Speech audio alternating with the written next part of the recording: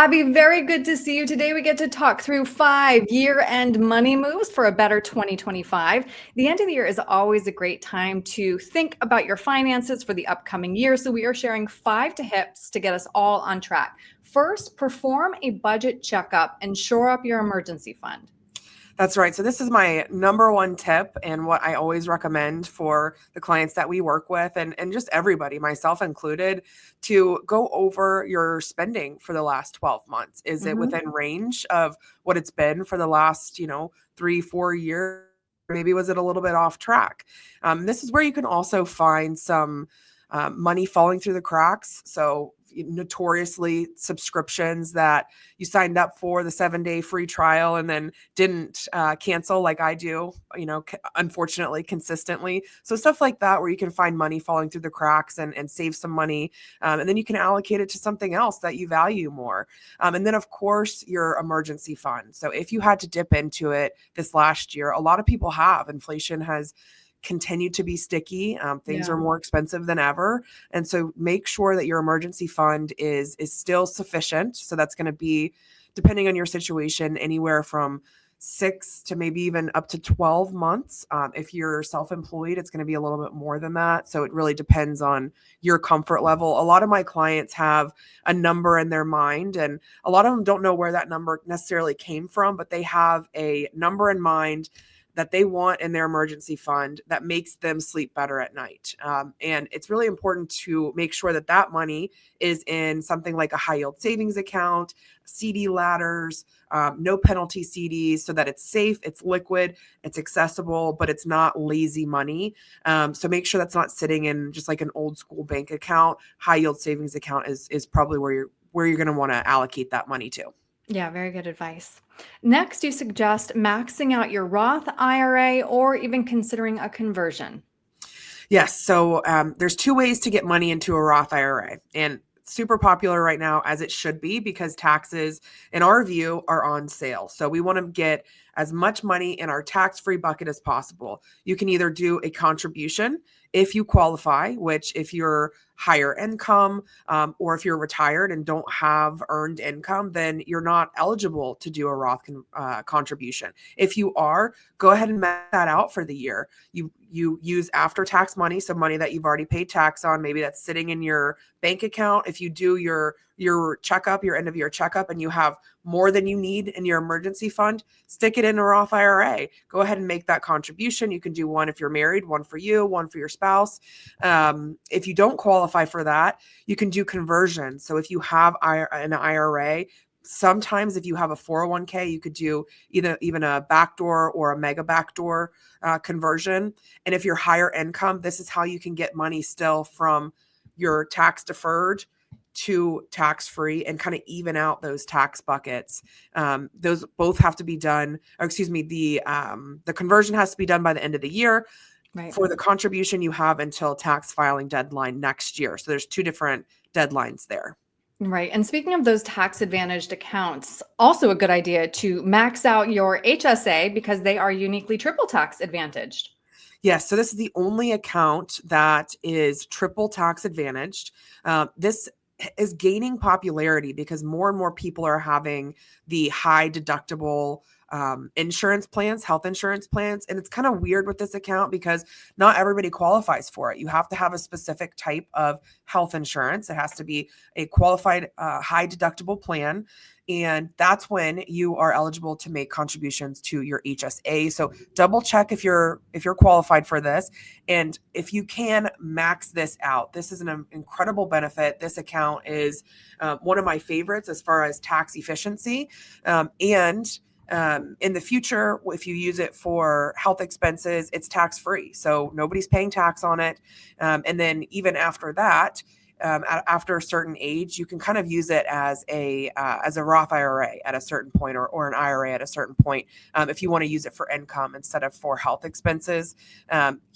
Great benefit in retirement and accumulation phase in general. So that's a wonderful account to take a look at. Mm-hmm. Next, we should consider offsetting those gains by harvesting losses. This is known as tax loss harvesting.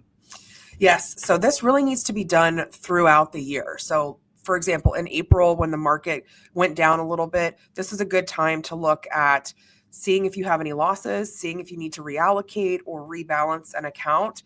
If you sell a fund or a stock for a loss, then you can use that to offset gains if you sell another fund or a stock for a gain.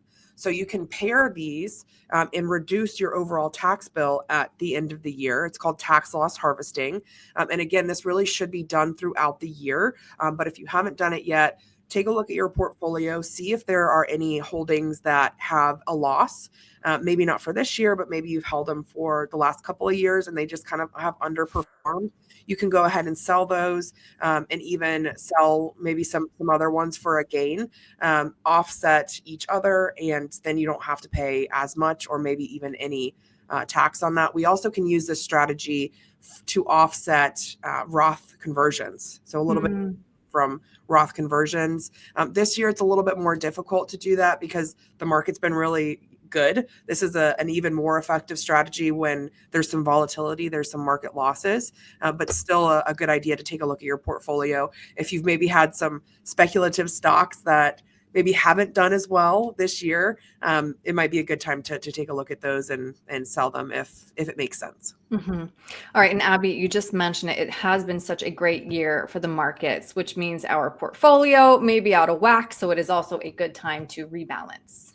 Yes, this is incredibly important because especially this year and really last year, U.S. equities, U.S. stocks have outperformed even other asset classes that are equities, like small cap, mid cap, international. So your portfolio, if you're not rebalancing consistently, it's going to get out of whack. It's going to lean heavier to the stocks than maybe you're comfortable with as far as your risk tolerance goes. This is going to naturally happen between stocks and bonds. So you can see this illustration here.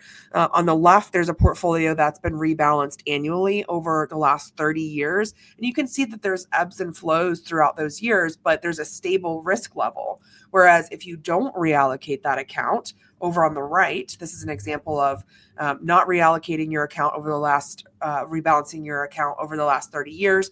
You're going way too far over to stock heavy. And then inevitably, when the stock market goes down, as it does, 30, even maybe 40, 50%, you're going to be wondering, how did my portfolio lose so much? And that's because you were over allocated to the riskier allocation. So take a look at that and see if you need to rebalance. Yeah, great point. And then last, of course, toward the end of the year, this is when we start thinking about, or maybe you're doing it throughout the year, but how can you contribute to charity? And so this is a really great strategy. It is known as a qualified charitable distribution. Can you explain this one, Abby? Absolutely. So a QCD is the acronym. It is, like you said, qualified charitable distribution. This is for people that are 70 and a half and older. So you don't have to be RMDH. It used to coincide with that, but since that's changed, you can start doing them before your RMDs. So this is when you take a portion of your IRA, you take yourself out as the middleman, and you give the money straight to charity. So you don't pay tax on it.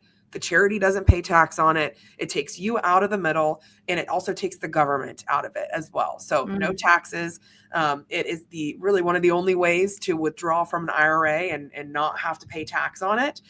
So if you're already giving to charity, say you're giving $6,000, $7,000, $8,000, and you're taking distributions from your IRA already, go ahead and send that money straight to charity, because what's happening is you're taking the distribution, you're getting taxed on it. It's maybe going into your bank account, and then it's going to your church. You're playing the middleman and getting taxed that you don't need to be taxed on. Right. So just send it straight to the charity. They're called QCDs. Custodians know how to do these. They can help you. Hopefully you have an advisor that can do this for you and help you through it, because it can be a little bit complicated. I have a client that does like 10 to 15 different QCDs every year. He has a lot of organizations that he wants to help.